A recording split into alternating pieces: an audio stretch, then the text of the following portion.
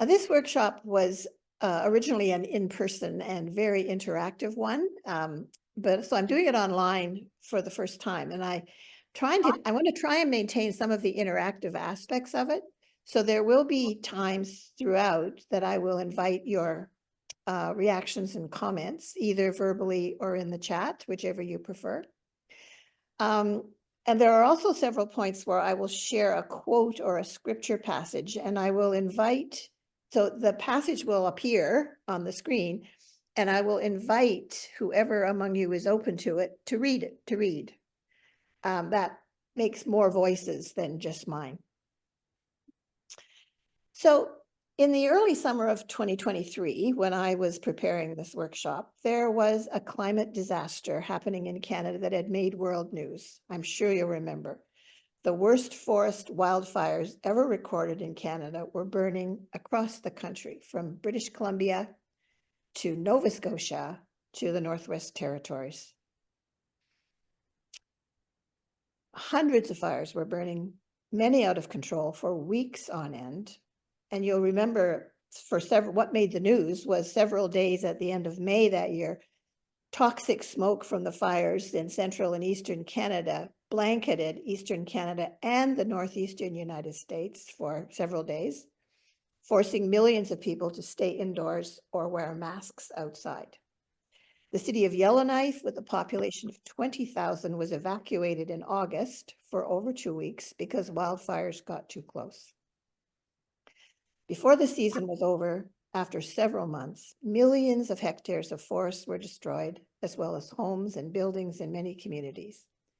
You may remember that the word we kept hearing to describe it in the secular press was apocalyptic. But the summer of 2023 was not a one-off. This year, too, again, fires burned across Canada and the Western United States. Canada lost a portion of the beloved town of Jasper. Several other communities in Western and Northern Canada had to evacuate because of wildfires burning too close, disrupting life for thousands, destroying many homes and businesses, along again with millions of hectares of forest. There have been a record number of named hurricanes this season in the Atlantic and Caribbean, 2 in particular being record-breaking in size, causing mind-numbing devastation and loss of life in the Southeast United States, from which parts of North Carolina and Florida may never fully recover. In the past year, there have been reports of devastating floods from atmospheric rivers, most recently just last week in southwestern British Columbia. It was on their election day, actually. As well as we've heard reports of unprecedented heat domes and unrelenting drought around the globe. We're learning weather terms that regular citizens have not heard before. I just mentioned atmospheric river and heat dome, but also others such as derecho and fire tornado. Then there's the apparently pleasant weather changes. Last year was the year winter didn't really happen in southern Ontario, with very little snow and above average temperatures. And the amazing but unseasonably warm fall we've just been having here in Ontario, southern Ontario, walking around in short sleeves at the end of October for days on end. Beautiful, but scary when you actually think about it. Apocalyptic is an appropriate descriptor. Climate change, as I'm sure you know, is being called the biggest threat modern humans have ever faced. It has been described as the greatest existential threat of our time, meaning that human-caused climate change threatens the very existence of our species. The term existential also refers to big questions about the meaning of life and humanity's place in the cosmos. Questions about the meaning of life, questions about humanity's place in the cosmos. Should these not be the concern of the church? Isn't that ultimately what the church is about? However, it seems to me as if many churches are not talking about the climate crisis at all. not giving it the priority an actual crisis deserves. I need to note right here that the Anglican Church of Canada and the Diocese of Toronto, unlike other Canadian denominations, are in fact talking about it. I sit on the Bishops' Committee on Creation Care, and that committee is actively trying, with the full support of our bishops, to enlarge the conversation in the diocese and support churches with helpful liturgical and study resources. Now, it's true that the reactions of Christians to the increasingly alarming news about climate change that I've just outlined mirror the spectrum of reactions in the general population, from outright denial through various forms of minimization, all the way to deep anxiety and despair. In my experience, many Christians, especially progressive Christians, do take climate science seriously and are deeply concerned about it. But it seems to me that often it doesn't occur to them that the church might be a place for them to talk about it. So I'm assuming that if you're in this workshop this morning, you are among those who do take it seriously. So I would really like to hear from you. First of all, in just a few words, can you share with us your personal, emotional, and spiritual reactions to the disasters and losses that we are hearing about every day in the news and that I've just outlined? Like what happens in your gut when you hear that?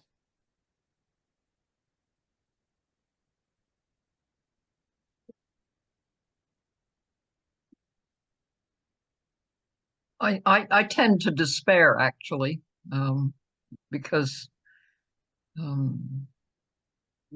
world generally just does not involve itself with this. I mean, there are pockets of resistance, of course, but you know, it's an elephant with little gnats trying to attack it. Okay, despair. Yeah. Anybody else relate to that or have a different reaction? Wow. Sherry.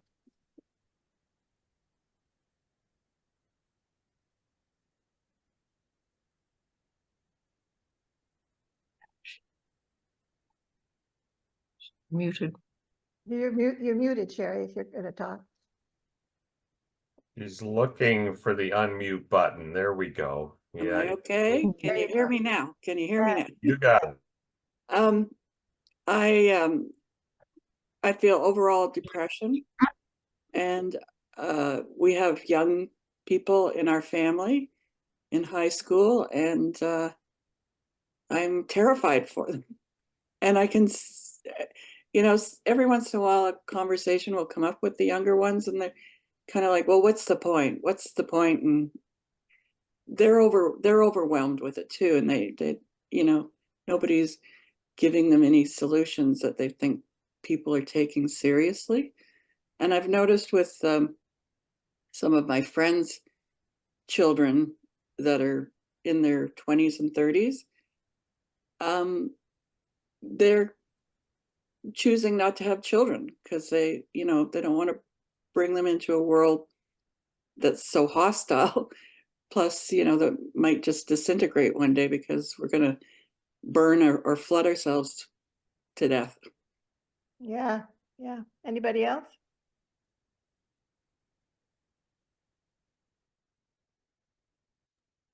Nancy here. I agree that it's depressing, especially when we keep seeing that countries do things that just aggravate climate disasters. And of course, wars, they're lovely. They just wreck everything. But what we've tried to do in our church. Well, we're gonna get to that in a minute. Okay. So hold that. The feeling is trying to find hope. Yeah.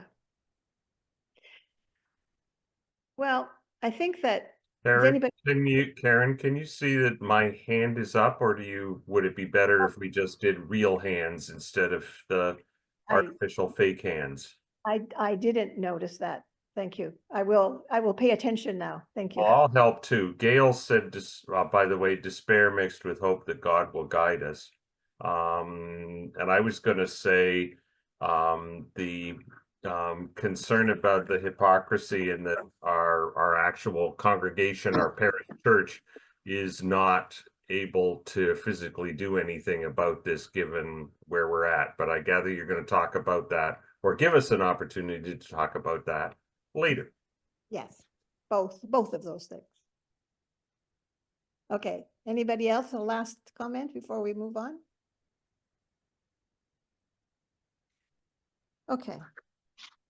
There's a term for the feeling that you're describing, that feeling we have in the pit of our stomach these days. It's grief, ecological grief. Grief, we all know, is the normal human response to loss. So ecological grief is the grief felt as a response to hearing about and observing the losses associated with climate change. And there are many. This increasing loss of entire species, irreversible changes to ecosystems and landscapes that have been important to us. The loss of a sense of a stable and predictable world. Many of us carry the heaviness of this grief with us all the time. I'm going to mention books briefly as we go through. This grief and its effects have been written about increasingly in recent years. And I just finished a book, which I recommend, called Generation Dread by Britt Ray, who investigates this idea or this phenomenon of this widespread grief that is, many people don't know how to talk about. But the question that leads to the next point, the next question: how do you process these emotional reactions, this grief? Where do you talk about it?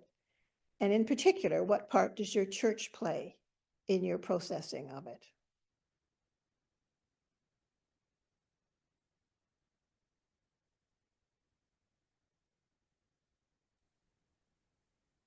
As much as I get angry at the lack of action of the Canadian government to legislate change, and as much as I grieve for the future of my children and grandchildren, I have to believe that God is sovereign.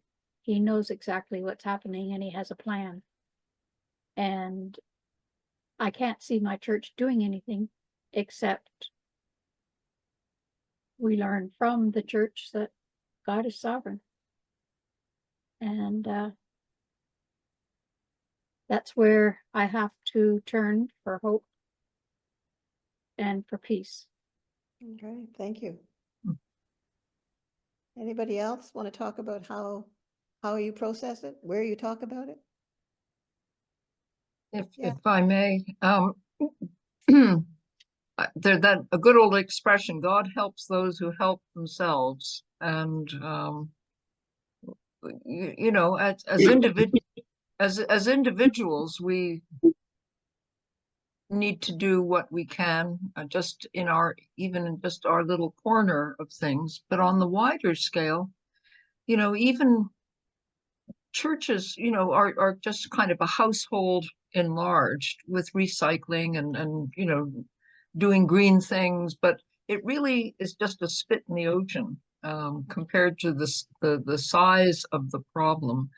And I belong to a couple of gardening groups online, and I'm always in fear of being just banned from them for being mouthy about the constant war against things that aren't people.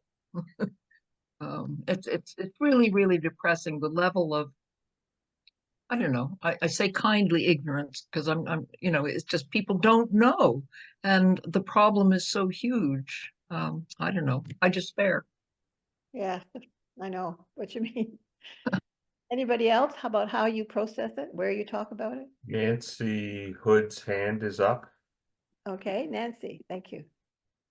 So I attend a church in Midtown Toronto, and we focus on the glory of creation in our services, and give thanks for it. And I think that lifts some measure of the despair.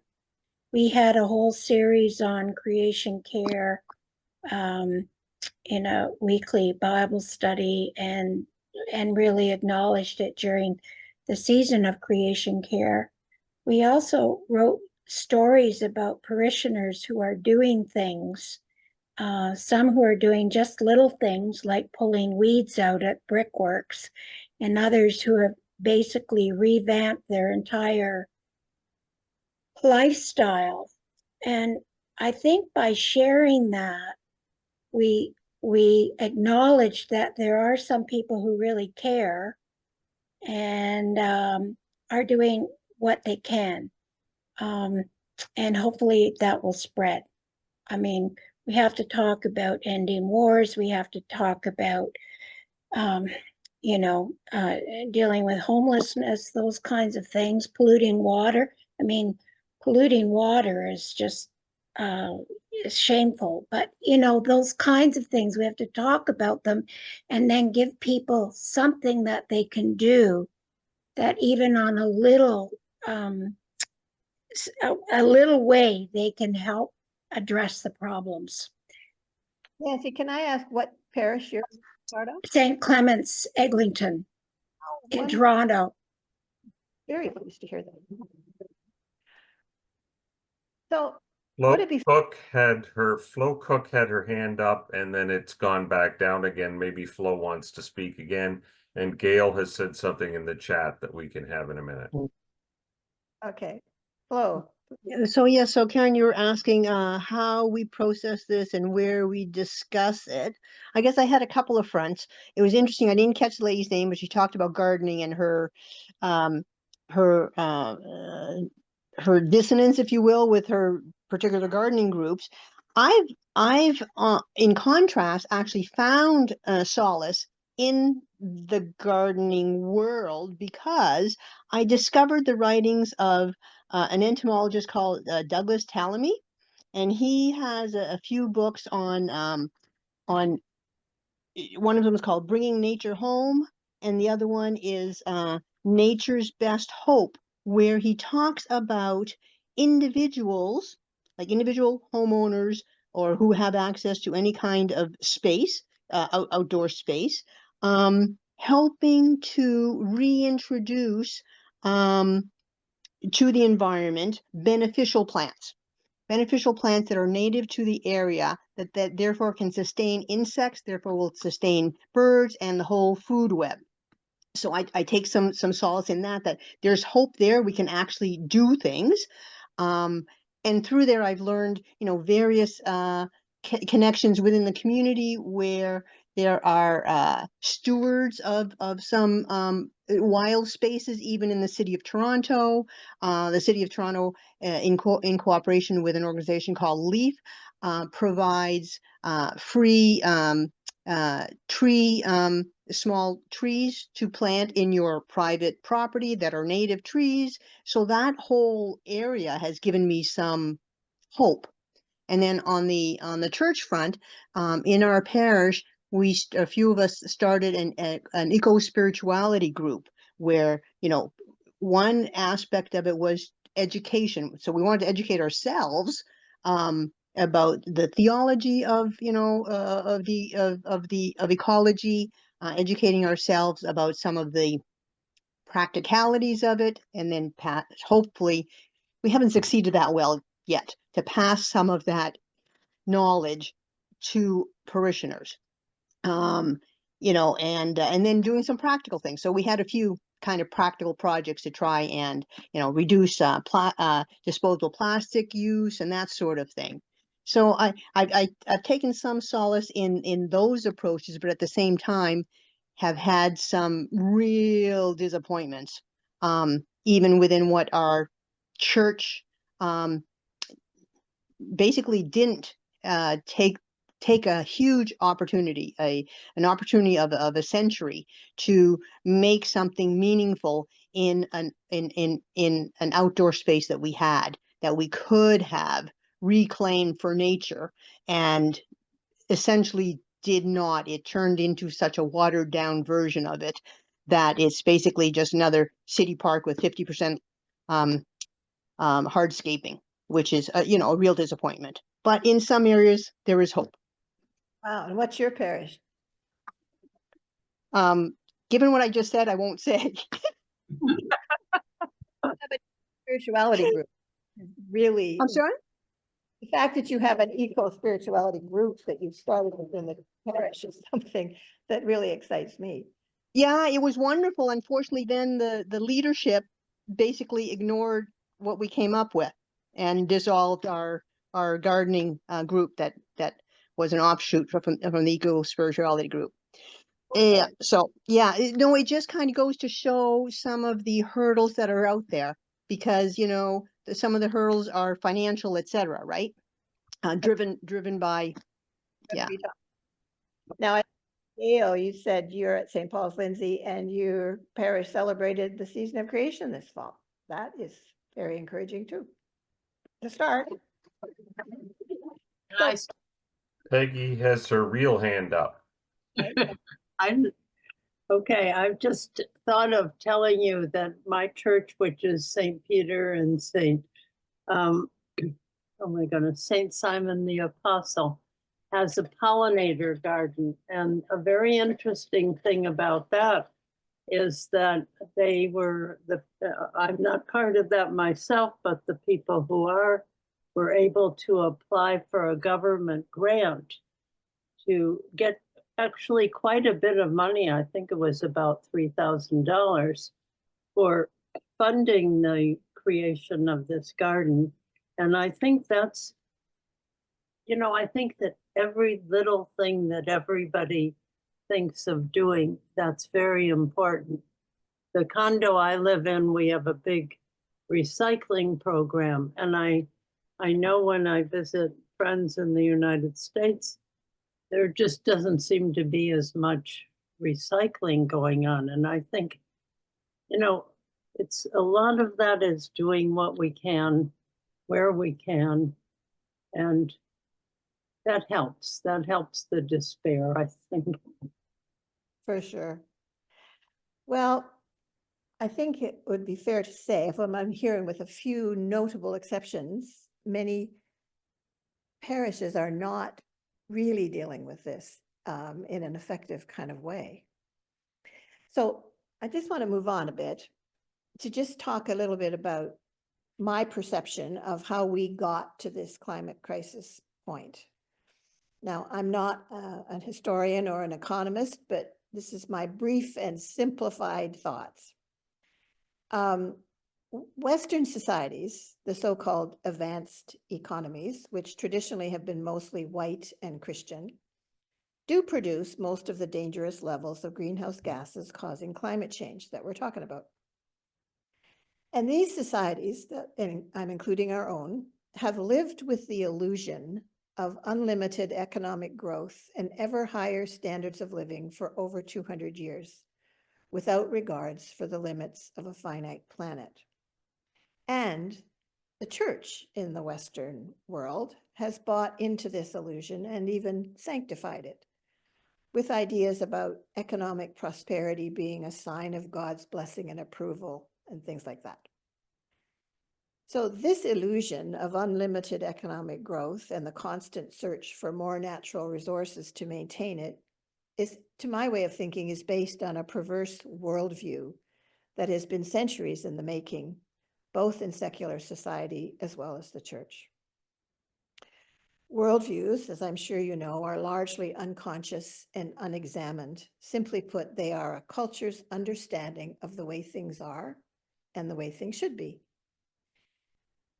And it seems to me that our Western worldview was formed over the centuries in Europe when we lived in Christendom, when the beliefs and values in European society were rooted in certain culturally and politically influenced readings of the Bible and in the Christian theology that resulted. in the 4th century, when the church became the religion of the Roman Empire, she began to align herself with the empire, the political power of the day, and the die was cast. Over the subsequent centuries, Western theology and liturgy in the church increasingly related faith, grounded in the notion of original sin, to individual salvation and personal piety, and distanced theology and liturgy not only from Jesus' clear and countercultural teachings on compassion, justice, love of nature, welcoming the stranger, but it also distanced them, that is, theology and liturgy, from the rest of creation. The divine was always somewhere up there, robed in majesty, but separate from social and political life, and certainly separate from nature.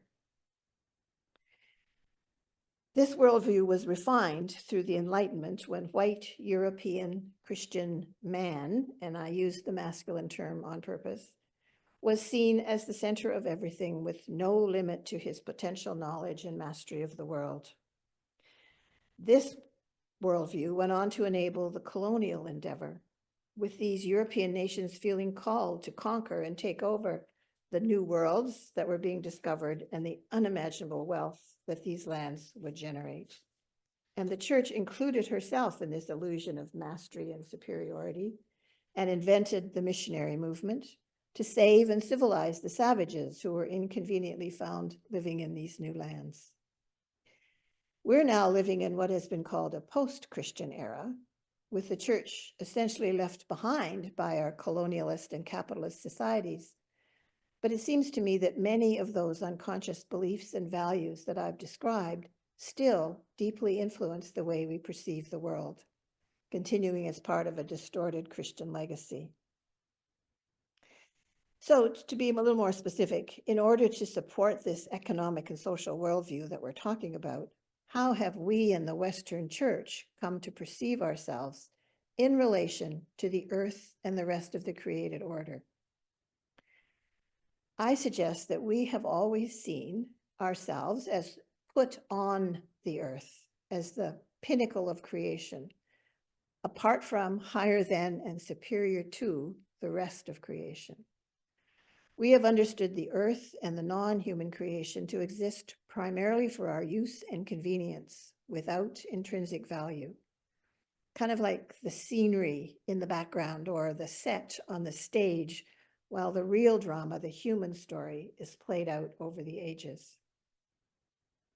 We have believed that God ordained us to be masters, a privileged upper caste, an anthropomorphic perception which we could call human supremacy. In this species self-image, we became consumers, believing that the riches and abundance of the earth belong to us, to do with as we please. We have believed that some of us have the God-given right to own, to buy and sell, to profit from any and all of the earth's resources without regard for the rest of humanity or the well-being of the earth herself. Added to this are other deeply ingrained perceptions, whether we are religious or not, that when we die, our spirit leaves this earth and goes to heaven, a better place. Added to that is the belief that when Jesus returns, the earth will be destroyed in the final battle with evil, and the children of God will be whisked off to be with God, somewhere else. The earth herself, in the many versions of this story, is disposable. So it's fair to say that this consumer worldview has certainly been disastrous for the life systems of the earth. Although better understood today, this awareness of the consequences for the land of human pride and greed is not new and not foreign to the scriptures. So if we could see the first slide with the passage from Hosea up, and if someone could volunteer to read it for us.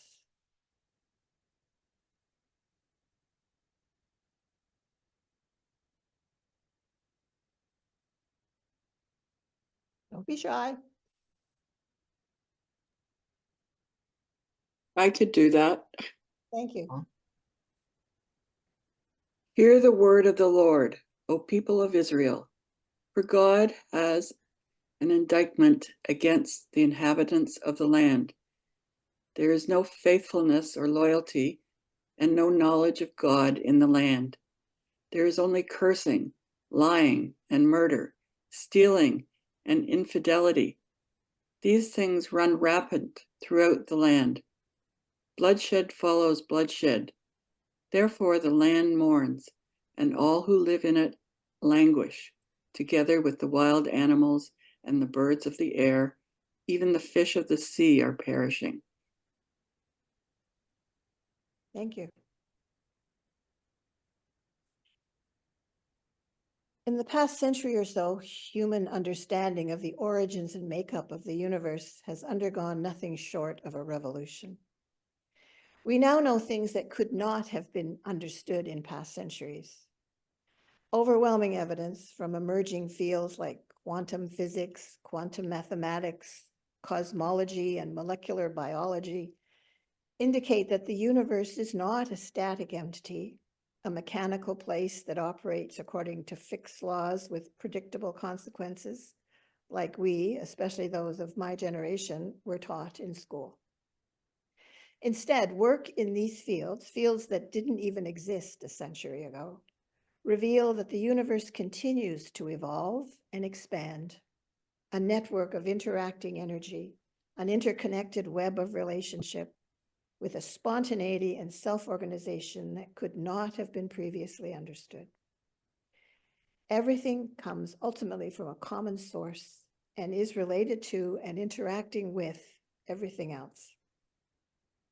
This relatively new, constantly expanding scientific understanding has only begun to influence the awareness of those of us who are not physicists, astronomers, or cosmologists.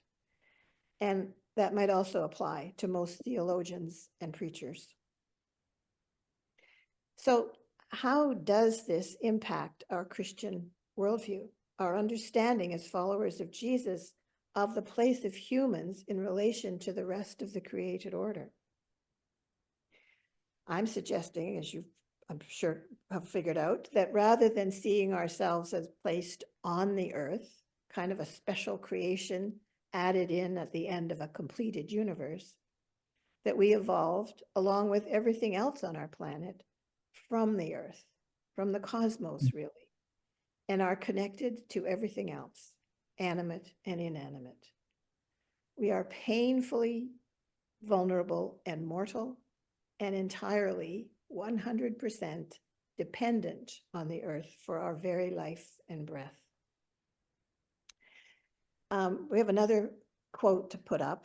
It's a quote attributed to Chief Seattle, an indigenous leader from the 1850s.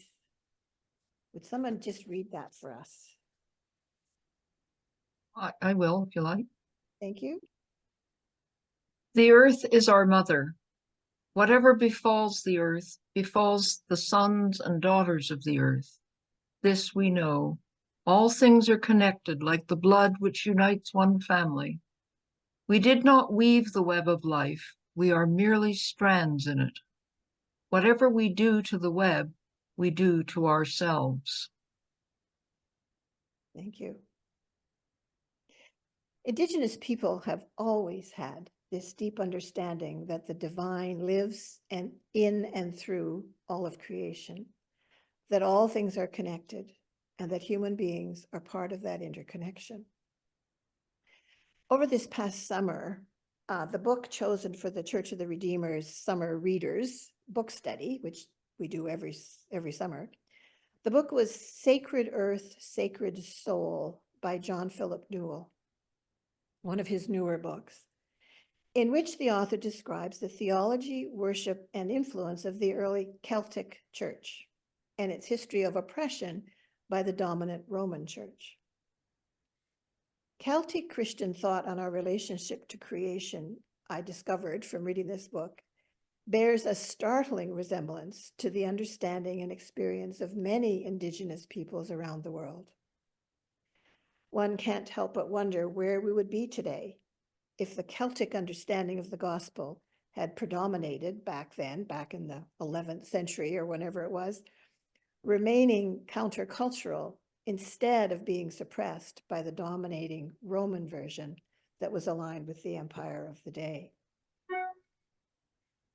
Over the summer, I also read, with great appreciation, Brian McLaren's newest book, Life After Doom.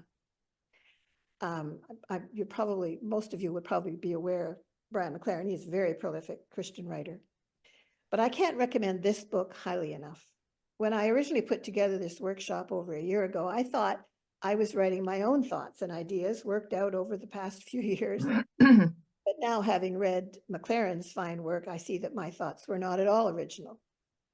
And if you want to think more deeply about what I'm saying, I suggest you pick up his book. In his chapter entitled Seek Indigenous Wisdom, McLaren says, as people like me who are the descendants of the, oh, wait a minute, I think that's on a slide, isn't it, Ajit? Yes, okay, will somebody else read that then?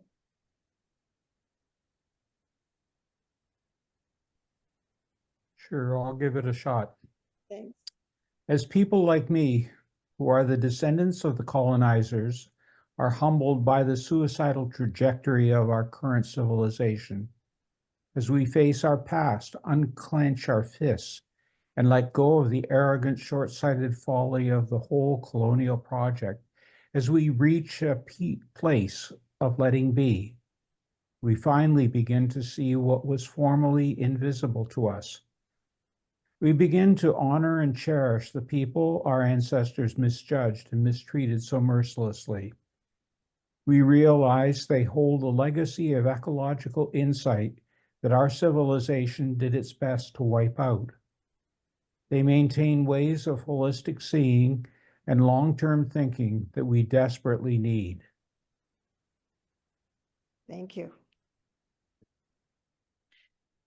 As I mentioned earlier, this indigenous awareness of deep interconnection, that the divine lives in all creation, including the human soul, has been dismissed over the centuries by the church as pagan, heretical, antithetical to true faith. But it now seems clear that it is the actual truth of things. This truth can be illustrated from the Psalms.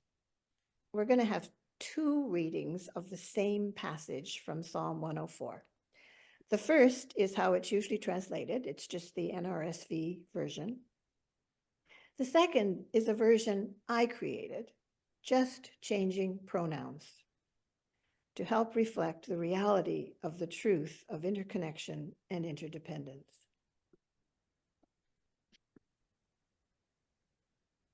Could someone read this is the traditional translation. Could someone read that for us?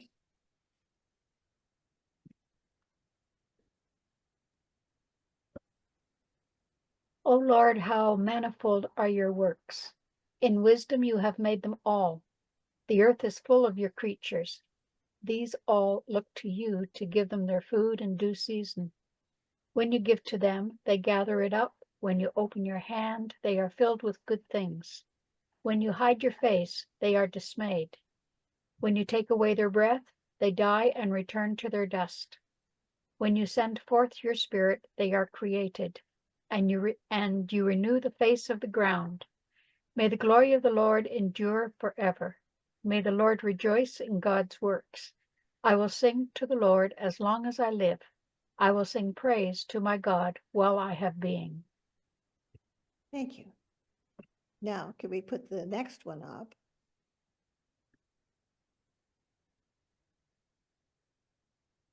Okay.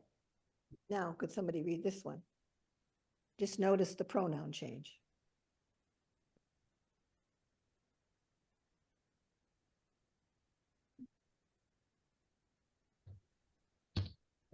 O Lord, how manifold are your works.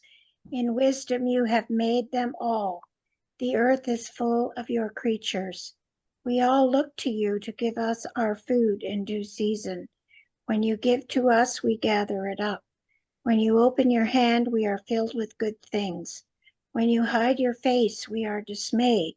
When you take away our breath, we die and return to our dust. When you send forth your spirit, we are created, and you renew the face of the ground.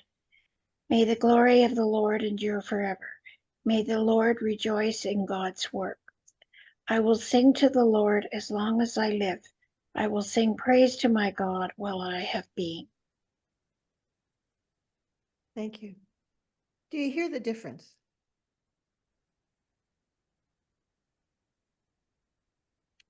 A thought experiment. I really wish we had more time and that we could have a discussion of this that I would really love to have, but we don't have time. But so I'm going to give you the thought experiment and then suggest that sometime when you are on your own, particularly if you're outside, to put some thought to it.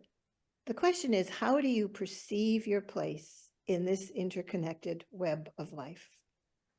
Did that second version of Psalm 104 resonate with you in a different way? Now, we all have times when we are moved by the beauty and power of the natural world, when we are in awe of creation. And we can certainly find that sense of awe in many traditional hymns and liturgies. But I'm asking something different than that. It's about how we perceive ourselves in relationship to the natural world, our place in it. Do we see ourselves as separate and distinct, as separate from what we're looking at, even while we might be feeling awe? Or do we perceive ourselves as in relationship, as kin, as a relative, deeply connected at a spiritual and even a molecular level, made of the same matter? Because that's the way Indigenous people have perceived themselves, as part of, connected to the natural world. The next reading is from David Suzuki. I did this workshop in the United States the last 2 times I did it, and I had to explain to people who David Suzuki was, but I don't need to explain it to you. Would someone read David Suzuki's words, please? I'm happy to. The way we see the world shapes the way we treat it. If a mountain is a deity, not a pile of ore. If a river is one of the veins of the land, not potential irrigation water. If a forest is a sacred grove, not timber. If other species are biological kin, not resources. Or if the planet is our mother, not an opportunity, then we will treat each other with greater respect. Thus is the challenge, to look at the world from a different perspective. Thank you. Thank you very much. In the last few years, public comprehension that climate change is real has increased significantly. I'm sure you'd all agree. For several years, there has been meaningful public discussion about the need to make changes in our choices and lifestyle to reduce our carbon footprint. And some of you talked about that, such as changing our light bulbs, composting, stopping using single-use plastics, eating local and organic food, driving EVs, and so on. And that is all good, for sure, as far as it goes. A lot of people, including many church people, buy into this level of climate awareness as long as it doesn't inconvenience us too much or threaten that underlying worldview of human supremacy. However, we've hardly begun to see, at least on a popular level, first, that our Western lifestyle is absolutely and absurdly not sustainable. And second, to understand that the underlying worldview change we're talking about. And we know that time is running out. Climate science tell us that we have less than 10 years at most to make the major changes required to stop the worst of the consequences. As I said earlier, the Anglican Church of Canada and the Diocese of Toronto are making some valuable progress in addressing this global crisis. But it seems that on a congregational level, with the few notable exceptions that we've heard today, it seems to be business as usual. So with such an existential crisis on our hands, which threatens the very survival of human life on this planet and worsens every year, I come back to the question I asked at the beginning. Why isn't the church in general talking about it? Why do so many congregations and even many denominations rarely, if ever, mention the climate crisis and its human causes, and instead carry on the usual church business as if everything was normal? Is it that this crisis throws into question our old worldview and our ingrained human supremacist theology? Is it this threat to our deeply held unconscious assumptions that causes us to avoid these existential challenges and enable us to truly believe that the climate crisis doesn't really concern the church? As the environmental crisis deepens and climate disasters and suffering increase exponentially around the world, the question I'm asking is, what is the actual calling of the church, the body of Christ, in times of crisis like this? I suggest that to begin to answer this question, we need to take the incredible insights of modern science seriously, along with the indigenous wisdom we need to return to, and then again to reconsider the way we read our sacred text, the Bible, in light of those insights. That is, reconsider the assumptions we bring to it and the resulting undergirding worldview out of which we interpret Scripture. We've mentioned that indigenous creation-centered spirituality has traditionally been rejected by the church as heretical and pagan. But does the Bible itself consider it that way? Or can it be read from an indigenous creation-centered point of view? I recognize that at first, this can seem very disturbing to some of us who have come to love the church and the scriptures that have always been so familiar to us. Let me just read you a quote again from Brian McLaren from his book, Life After Doom.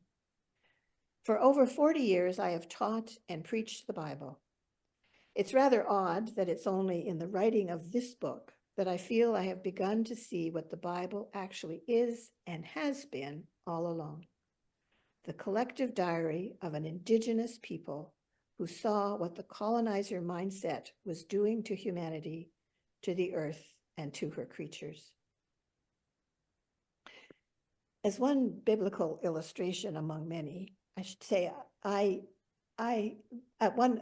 another part of my life, I was a Baptist in my early adulthood. And one of the benefits of that is that I got to know the Bible pretty well. And so to this day, relating what I'm struggling with and what I'm thinking about to the scriptures is second nature to me. So as one biblical illustration among many, let's go back to the beginning for a minute.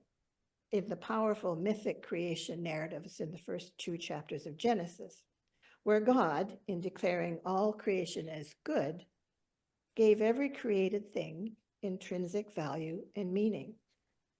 Then we are told in Genesis 1, if we could have this passage put up, and somebody please read it for us. It's a very familiar passage. I can read it. Thank you. God said, "Let us make humankind in our image, according to our likeness, and let them have dominion over the fish of the sea, and over the birds of the air, and over the cattle, and over all the wild animals of the earth, and over every creeping thing that creeps upon the earth." So God created humankind in his image. In the image of God he created them. Male and female he created them. God blessed them, and God said to them, "Be fruitful and multiply, and fill the earth and subdue it, and have dominion over the fish of the sea, and over the birds of the air, and over every living thing that moves upon the earth." Thank you.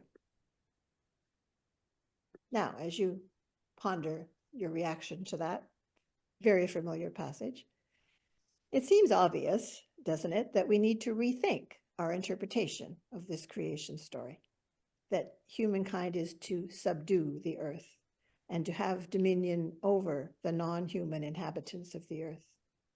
We need to re-examine what it means to be made in the image of God, because it seems clear that our traditional interpretations of this passage have led us astray.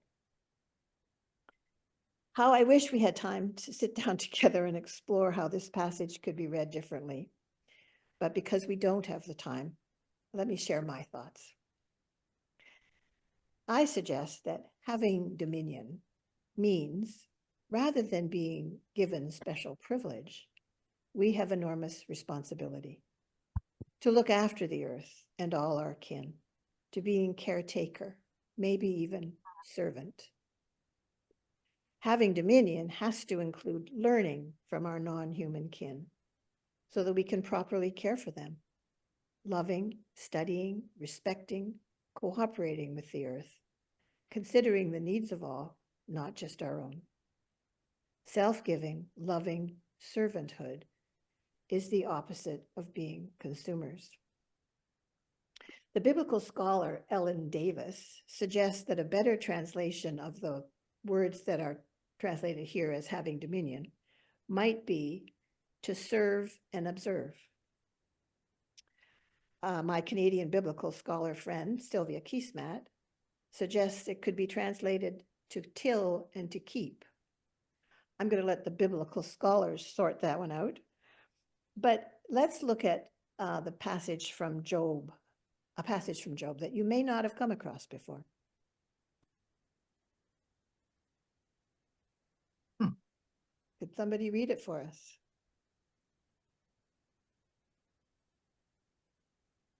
Job 12, 7-10. But ask the animals, and they will teach you.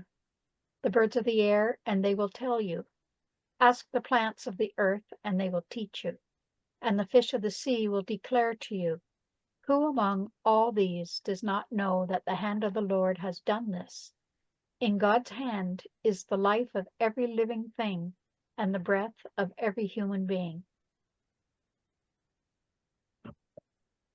Thank you. So can we extend the reach of Jesus' statement, as a very familiar one, where Jesus said that the one who would be first among you must be the servant of all? Could we extend it to this passage, that the one who has dominion must be the servant of all? If we looked at Genesis 1 from this ecological worldview, how would it change our understanding of what it means to be made in the image of God? We now know that the Creator began the story of the universe billions of years before the human race came on the scene. Over those billions of years, the primal elements were formed and reformed until life appeared, producing ever more varied and complex creatures until humankind appeared. Us. Some thinkers, such as Thomas Berry and others, have suggested a startling notion. In us, the universe became conscious of itself. After those billions of years of the creative spirit of God evolving the universe, when Homo sapiens emerged, the universe had evolved to become conscious of itself, able to reflect on the world and our place in it, intelligent, curious, able to find meaning and create language to communicate it, able to know and worship God in partnership with the rest of creation, our kin. That's the creature made in the image of God.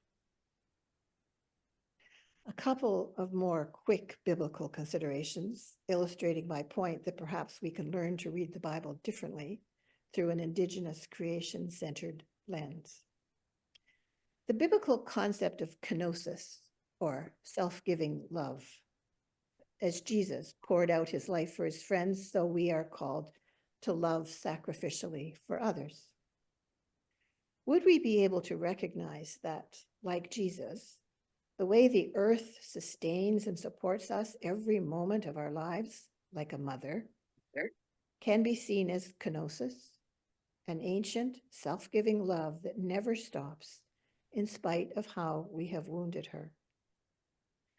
can we further recognize that we are called to return that self-giving love, to protect and serve the earth community so that we can all flourish together.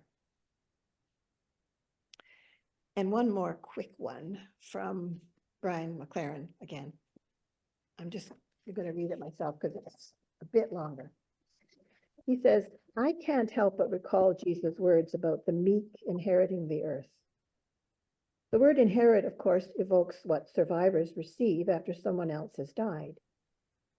In that light, we could understand Jesus to be saying, excuse me, that even though aggressive and ruthless civilizations rule the earth in the short term, in the longer term, their violent and arrogant project will fail, and they will go down with their overloaded pirate ship of stolen cargo.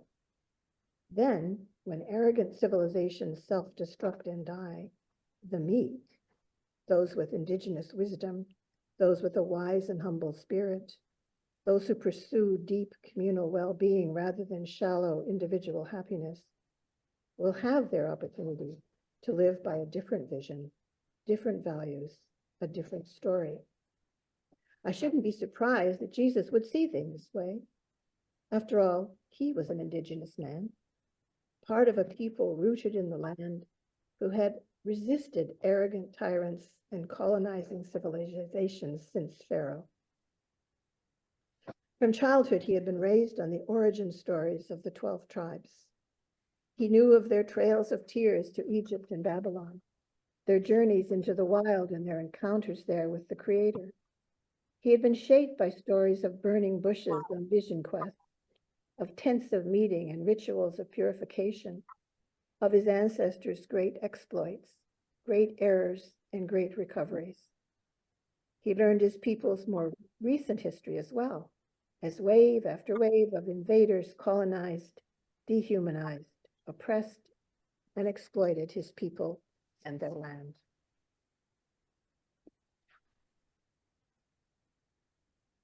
I found that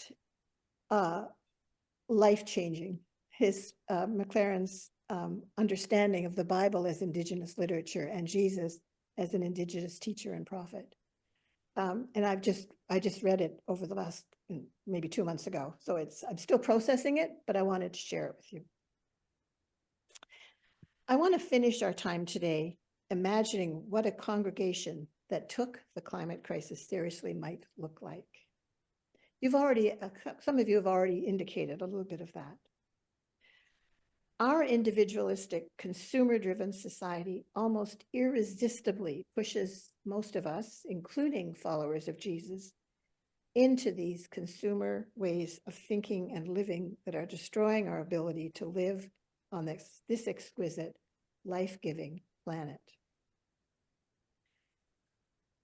This consumer worldview is in the very air we breathe. I think that resistance to it is almost impossible for an individual, and that resistance is only possible in a loving, self-giving community of solidarity, dedicated to following Jesus in this call to care for and love the whole of creation. So the question is, can a congregation supported by a diocese be that kind of community? I don't know, but I want to invite you to imagine what a congregation might look like that does take this seriously and that understands creation care as a discipleship issue and beginning to understand the deep interconnection of themselves and the rest of creation.